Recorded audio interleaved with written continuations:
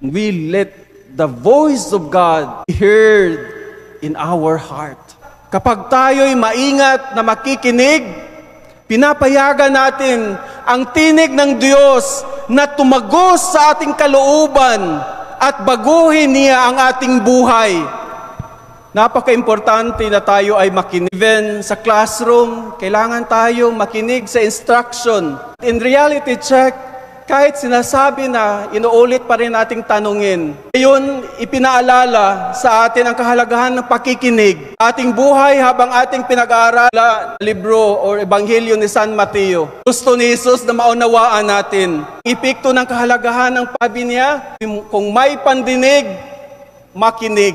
Binibigyan diin niya ang mga tunay na nakikita at nakaririnig ang mensahe ng Diyos. Pinagpala sila. Ngunit ano ba ang ibig sabihin ng tunay na pakikinig kung kay mga kapatid ni Kristo ay hindi lamang pisikal na pandinig ng mga tunog or waves. Hindi, isang malalim na pagsasangkot ng isip at kaluluwa ng ating sarili sa karunungan, nubay at pagpahayag. Tayo'y maingat na makikinig, pinapayagan natin ang tinig ng Diyos na tumagos sa ating kalooban at baguhin niya ang ating buhay. Ang salita ni Jesus ay humahamon sa atin para magiging gising at handa tayo, maging aktibong tagapakinig sa isang mundo na puno ng ingay,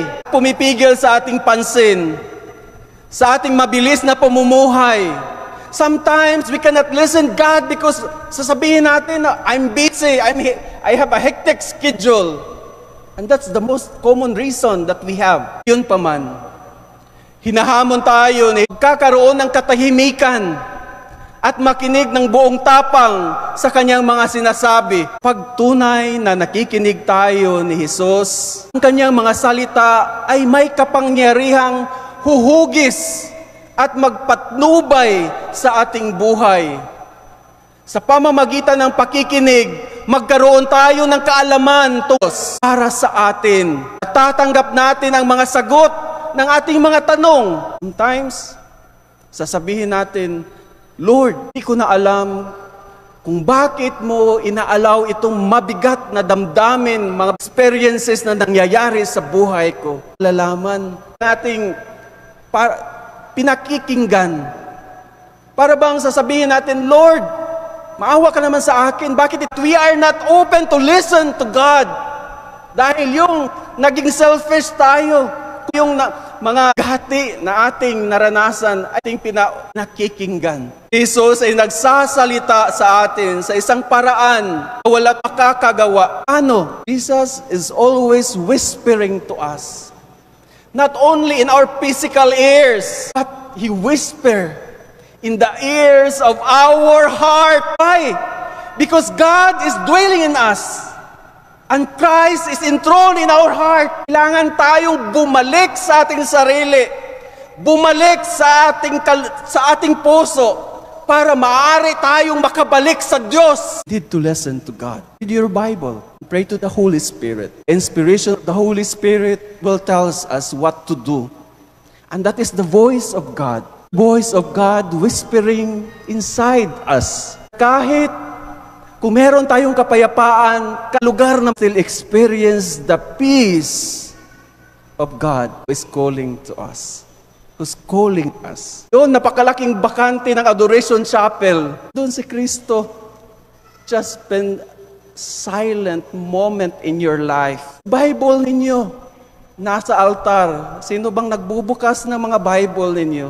Pakinggan natin. Pero kung puro na lang problema, puro na lang complain, sinasabi ninyo, ang pinakikinggan ninyo sa inyong sarili, how can you listen to God? Sa ating pagtanggap sa mga salita ni Jesus, tayo ay naging mga tanglaw ng kanyang pag-ibig, awa at habag sa mga taong ating kahalubilo. Sa ating lahat, alahanin natin na sa paglalakbay sa aktibong pakikinig, ito ay tunay na tayong pinagpala. We can hear God. We are blessed. This is biblical.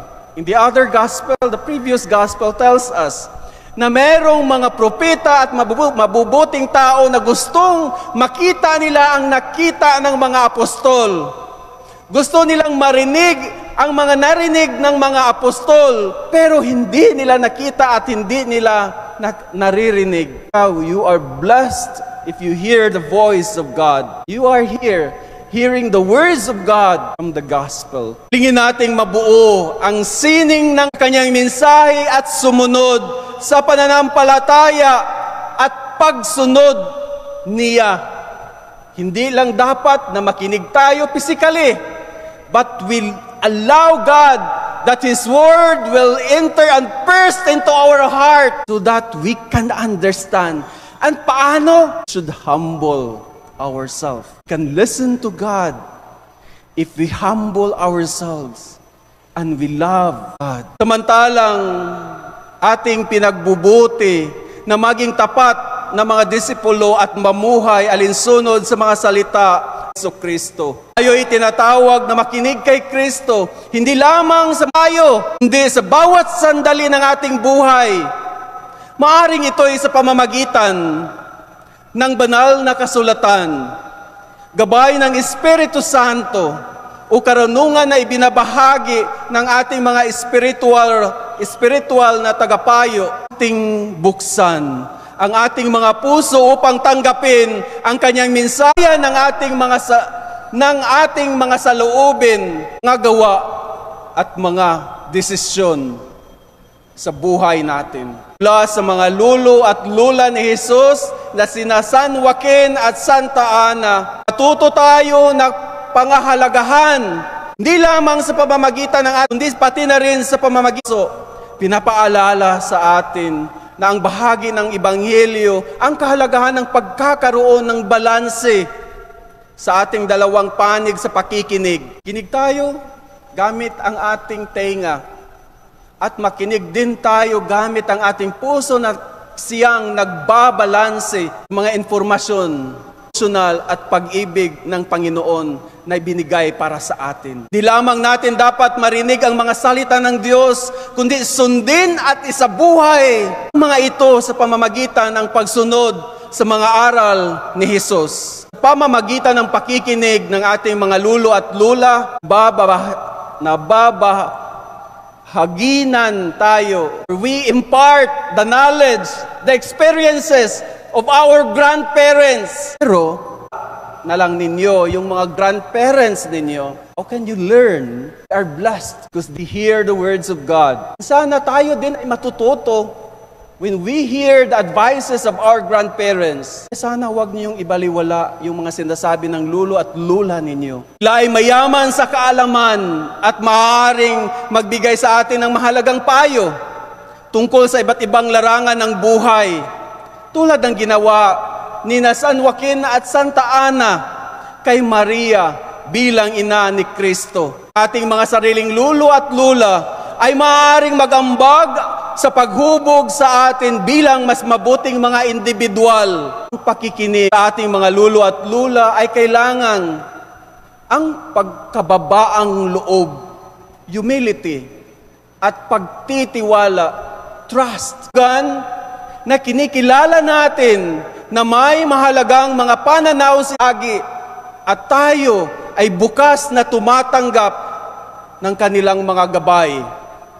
Ito rin ay nangangailangan sa pagmamahal at pag-aalaga sa kanilang ipinapakita sa atin. May naunawaan natin na ang kanilang layunin at hangarin sa atin magiging mabuting tao, na magiging mabuting Kristiyano tayo. Si San Joaquin, Santa Ana, nagiging mga santo dahil ang kanyang anak ang nagiging ina ng ating Panginoong Hesukristo. Sa isang mas malawak na konteksto, ang mensahe tungkol nagtutulak sa atin na hanapin ang mas malalim na ng Diyos. Hindi tayo dapat lamang makinig or we just not only listen passively, but should listen actively. Sa puso ang mga aral ng Diyos sa pamamagitan ng akta ito.